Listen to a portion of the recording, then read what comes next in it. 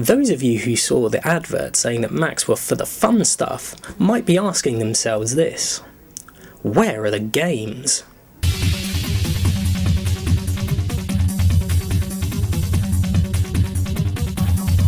For those of you who are into online games like MMORPGs, a lot of the more popular ones do offer a Mac client. World of Warcraft, for example, the biggest online game, has a purpose-built Mac version. Others, such as City of Heroes or EVE Online, also have Mac clients, although perhaps not quite as polished as World of Warcraft's one, but really quite playable, and certainly if you have a subscription prior to buying your Mac, you'll certainly be able to continue playing. But do you want to just casually run around and blow things up every now and again? Well, you are going to start running into some problems. As I mentioned earlier, Modern Warfare 1 has been ported, as well as some of the other more popular shooters of the past years, including BioShock. However, there's very little else aside from these handful of titles that make the cut. So, how can you convert your Mac to run PC games? Since Apple made the move to using Intel chipsets a few years ago, Macs have used pretty much exactly the same things as PCs, meaning that there's no particular reason why games wouldn't be able to run on a Mac aside from the fact that it uses OS X. So, if you really want to turn your Mac into a turbocharged games machine, then what you want to do is put Windows on it.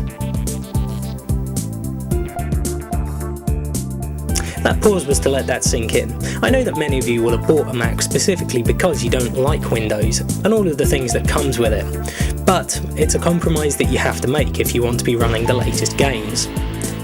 Some Macs, especially the proper desktop Macs, the iMac and the iMac Pro, have really powerful processors and graphics cards which really lend themselves to being used for games, and in fact very few other applications use that amount of power. Where it's argued, as the Apple dev team haven't infringed any of Apple's patents or copyrights, they're free to do what they like.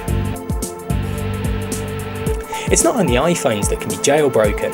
iPod Touches, which run the same operating system, similarly can be jailbroken, and in that way you can do other things with them. Some of you might think it's really quite an expense to go to when your Mac already has a perfectly good operating system, but think about it as an investment, because once you've got Windows up and running, your Mac can run almost any piece of software in the world. You can run the OS X specific things, the highly powered graphics and editing packages, but you can also use any Windows bound applications that don't yet have Mac versions. You might think it's quite hard to install a new operating system onto your Mac, but it's actually not that difficult.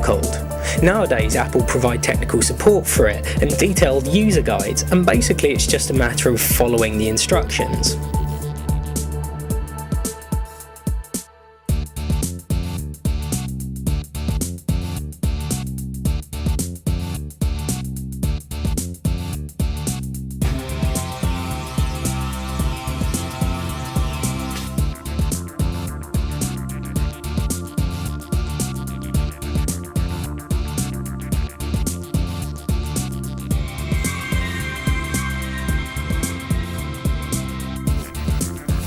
It's worth pointing out that most PC games are run with a keyboard and mouse instead of with a controller like on a console, and if you're not familiar with that, it is going to be quite a steep learning curve.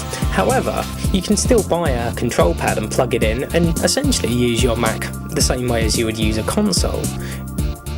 Obviously do be careful if you are going to do any of these things. For example, if you were to turn off your computer halfway through installing another operating system, you could potentially totally write off your computer, or at least it would require some pretty heavy duty work to repair it. So just put a day aside to do it, and try not to spill anything or hit any power switches while you're doing it. You can find a lot more information about most of the things that I mentioned down in the link section here, and it's basically the best place to go to find information. The forums especially are superb repositories of knowledge. The people there are the original ones who hacked their new Intel Macs into being able to run Windows, and they're happy to support people who are going through the change themselves. Of course, not all Macs are going to be able to run every single game. However, most of them have got some decent chips in them, and you should be able to get good performance whatever you're trying to run. although the laptops especially do have much less graphics power, and so it would be advisable to turn the settings further down. For those of you who are of a gaming persuasion, hopefully I've whetted your appetite enough for you to go out and try doing these sorts of things for yourselves. It can be really very rewarding, and it's much cheaper than just buying another Windows machine. This is Sam Dern for Mac Flaunt. I'll see you next time.